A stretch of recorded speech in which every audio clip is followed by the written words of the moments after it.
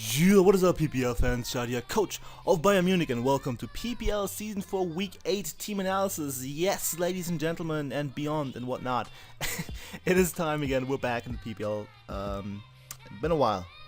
Reasons, a lot of them. I am lazy mainly, and also scheduling issues and whatnot, just a bunch of stuff, life, you know, just a ton of things I'm not going to go into, but yeah, we're back. Week 7, hopefully it's gonna go up before this. If not, then I'm a massive failure, which I already am, so like, even more of a failure. We'll see what happens. But that was a weird noise. Jesus, my throat is doing things. Week 7 was an absolute fucking train wreck of a game on my end. Absolutely disgraceful performance. And I'm still upset over how I played that. And I still want to hang myself over that game. But we have to carry on, and that is week 8 against the San Francisco Arcaniners. But unfortunately, not against George or SceptileMC.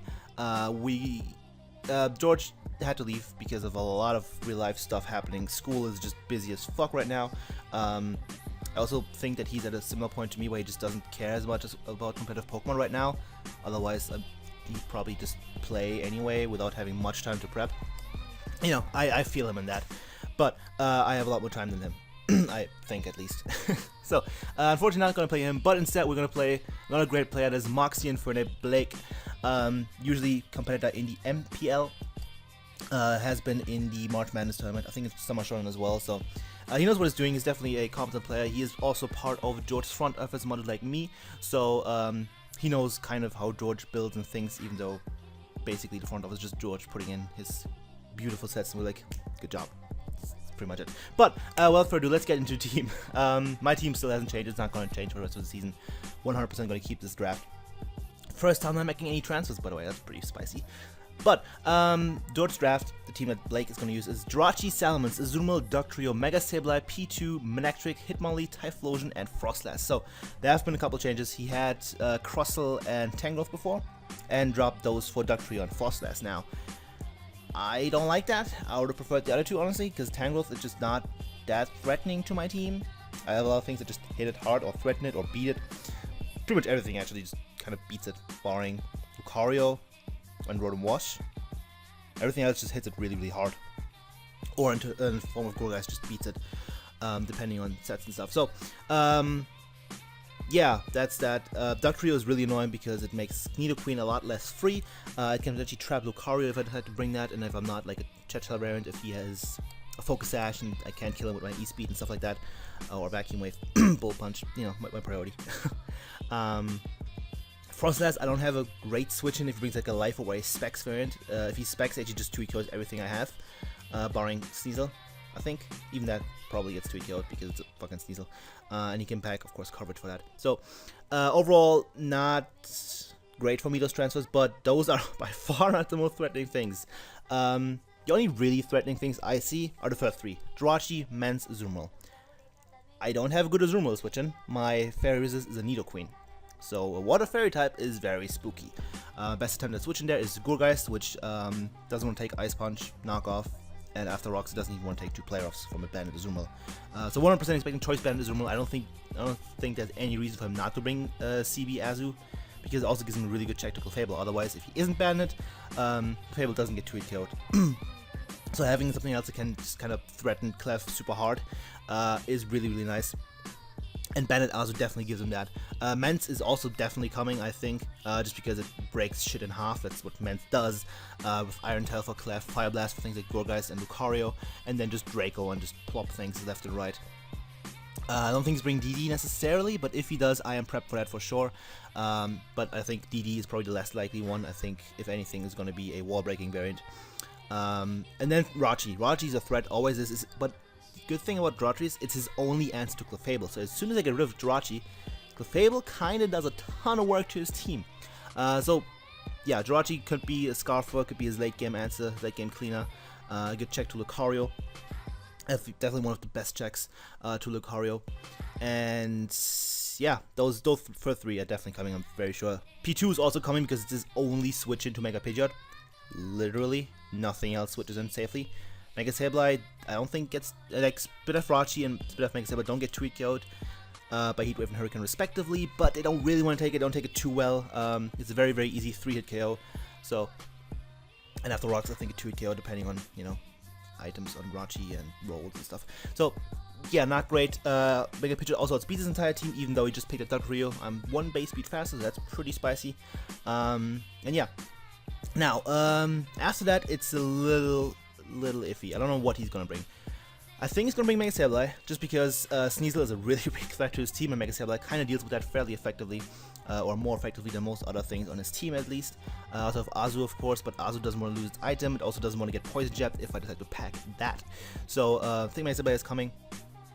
Dugtrio could come, but it would literally just be there for Nidoqueen, and everything else like has to rely on like Memento from Uncle Fable, which okay, cool, do that. Not worried at all. I guess Simisear, if he's worried about it, which he should, because Simisear is actually a pretty big threat to his team in my opinion. You know, outspeeding Mans and Rachi, hitting him with HP Ice and Fire Blast respectively. Azumarill can catch a Gunk Shot. P2 can get knocked off or can catch a Focus Blast to the face. So that's, you know, Simisear would actually be really good against his team. Manectric, I don't think is coming. If it comes, it's probably going to be Scarf to check my Pidgeot. But I don't see Manectric as a threat. It's a Manectric. It's just kind of there. Hitmonlee is no way. There's no way Hitmonlee is coming. My team deals way too well with any fighting type ever. Almost Emboar and stuff like that. Like, you know, they don't count. They're more fire types with secondary stab than fighting types. Hitmonlee's not coming. No way in hell. It does nothing against my team, essentially. I have way too many things that just straight up deal with it in Clefable, in Nidoqueen.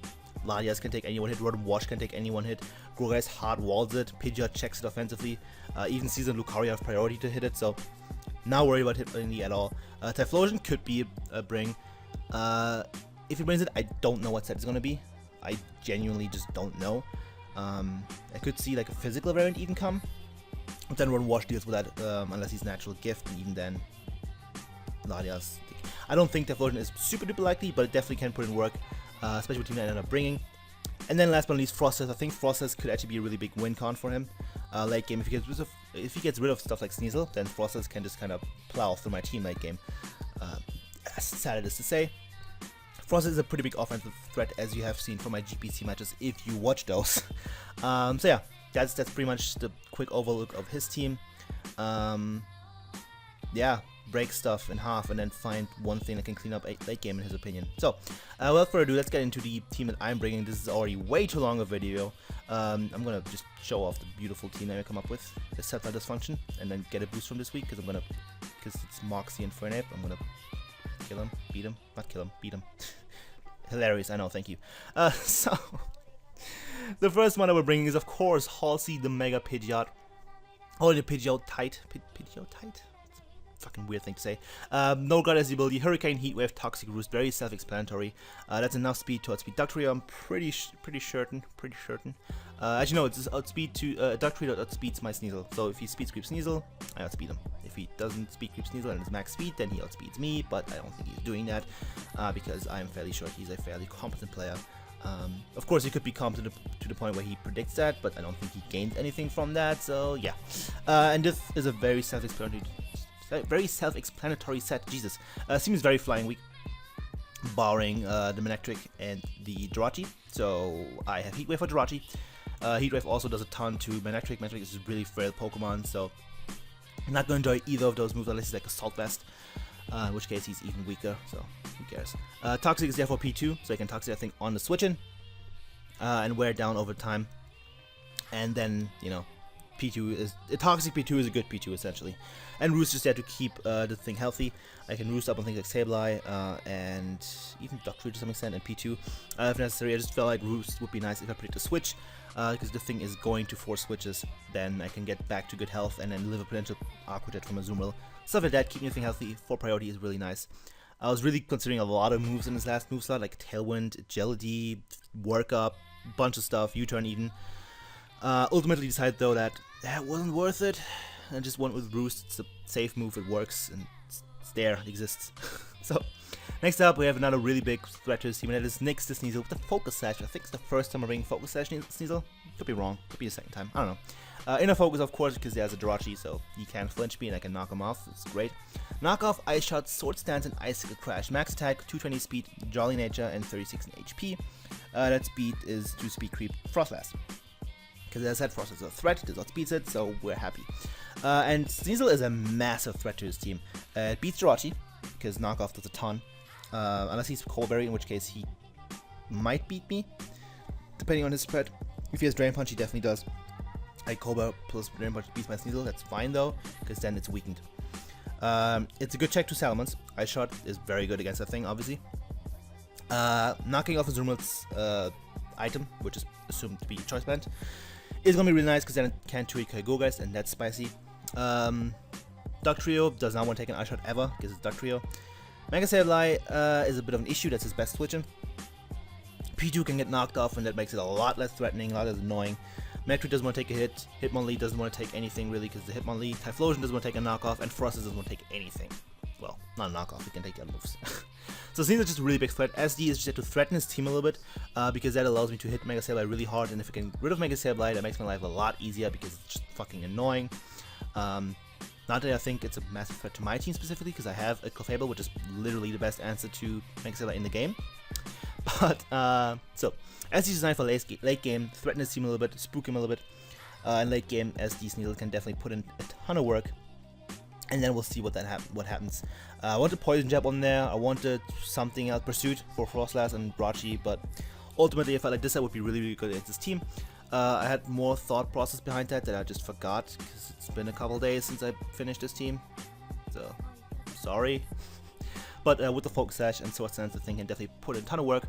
Sash is just there for Jirachi, basically. Scarf Jirachi can fuck off pretty much. And that's nice. So, next up we have, of course, Pumpkin, the Gogeist, the second week in a row. I'm really happy that I can finally bring the thing to a couple games. Left over was Frisk, of course, and we have Skill Swap, Will-O-Wisp, Lead Seed, and Foul Play. Max defense, 244 HP, Impish, Bolt Nature, sorry, and 12 in speed. Speed is just there in case he wants to creep me with Azu, so I have a little bit more speed. I didn't want to lose any more because this doesn't change the roll from max HP too much. Just a couple percents that he gets that are still way in my favor, so just a little speed in case he wants to creep me, and that's nice. So why do we have Skill Swap? I think Mono told me to run that. He was like, yo, run Skill Swap Gogeist. I was like, fucking sure. But actually it's pretty cool because only switch it, well, not only switch it, but the only thing, okay, what I'm trying to say is Mega Sableye is a really, really safe switch into to Gogeist. And if I can make that not a free switch-in, then that's really nice. And with Skill Swap, I get his magic bounce, and then he can't touch me. Because it's a Sableye, it's not very strong, and I'm a Gogeist, I'm bulky. Unless he's, of course, a special variant with Dark Pulse, then he's going to do a good chunk. But also allows me to lead seed that thing, and that's just nice. His team doesn't have anything for lead seed, barring the Mega Sableye. So with lead seed, I can wear down his team a little bit more. I can wear down P2, especially with Will-O-Wisp plus lead seed if I don't get a Toxic off, and that's nice. The thing also gives me a good check to, if he does bring DD Mans, I can do that. This is of course my main answer to Azumarill. It's gonna be my switch in every time. And Jirachi is also checked by the thing fairly effectively. Hitmonlee, Hot Walled, and also if I can get Skill Swap off on Typhlosion, that'd be spicy. If he switches in late game, I go for Skill Swap, boom, Flash Fire, Gogeist, get wrecked. It also helps, of course, with Azumarill. That is not a big thing. I can Skill Swap the huge power away, and then he just doesn't do any damage, and I can just freely lead seed around on his team, get some health back that way, and that's also all fine and dandy. As well as Intimidate on Salamence. If I can, Skill Swap that, I get the Intimidate on that turn, drop his attack, and then it's a lot less threatened to the rest of my team.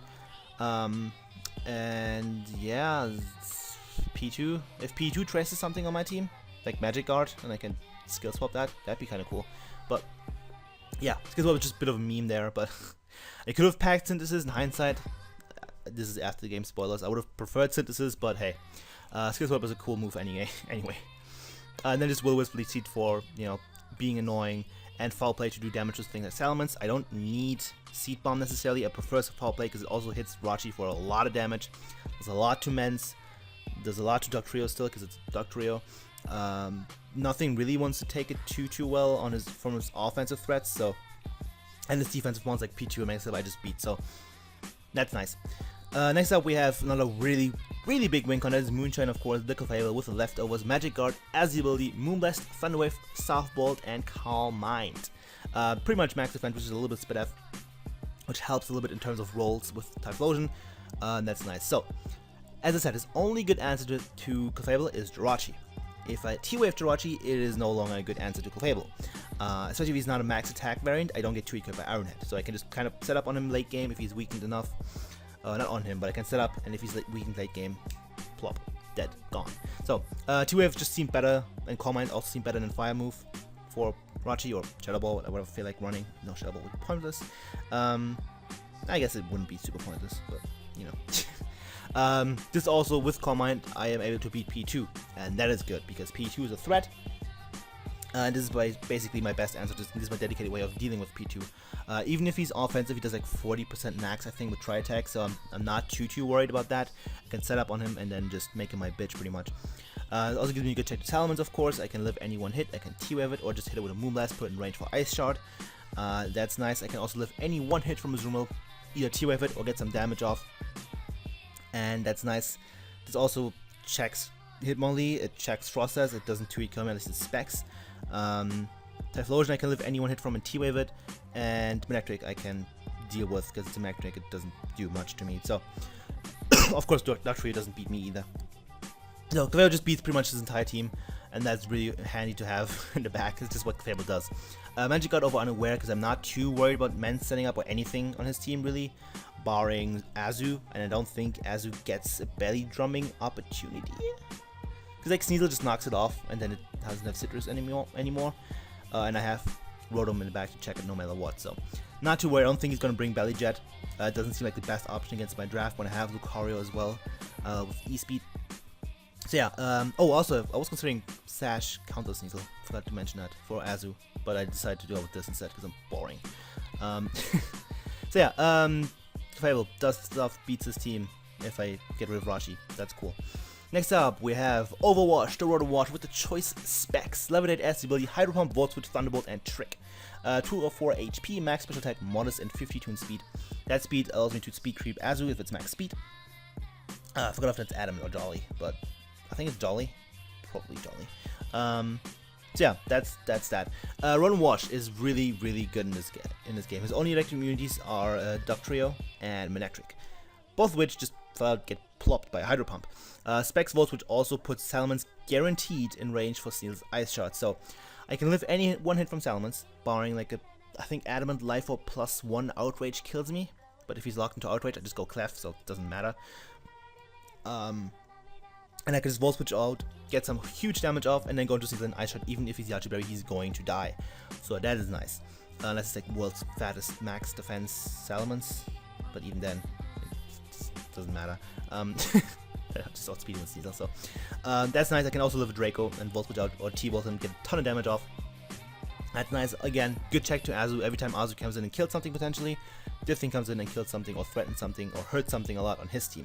It's also 2 kills Mega Sableye if it's not fully deaf, but even then I think Hydro Pump is a guaranteed 2 kill.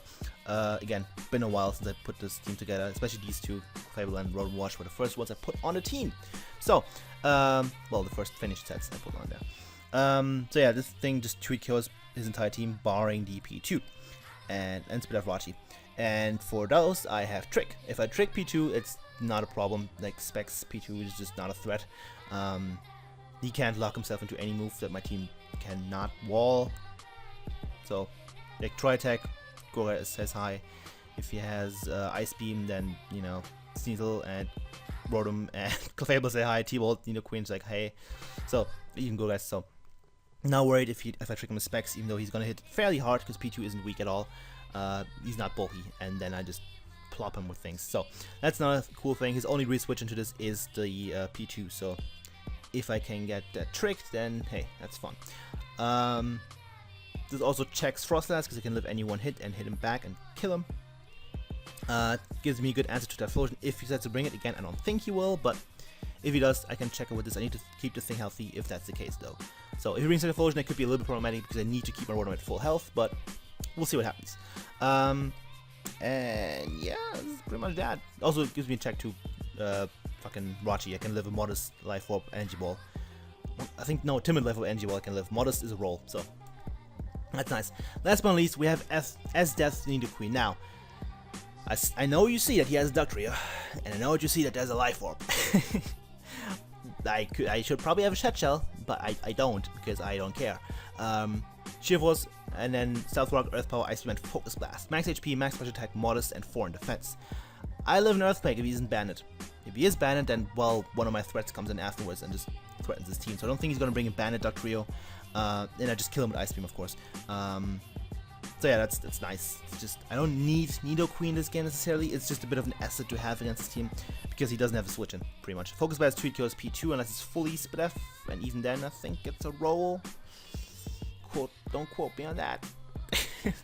But yeah, I can get rocks fairly well against the team because Sableye does not want to switch in. If he does, I can Earth Power, so I'm probably not going to click Stealth Rocks until Sableye is gone. So that's something to keep in mind. And yeah, the thing threatens his team a lot. With max HP, it can lift any hit from almost anything on his team, barring Azu. Yeah, I think that's it. And Banned Duck Trio. So I think it can live any other hit on his team.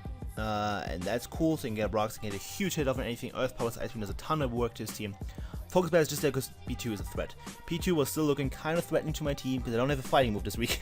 I'm playing P2 and I didn't bring a fighting move until now.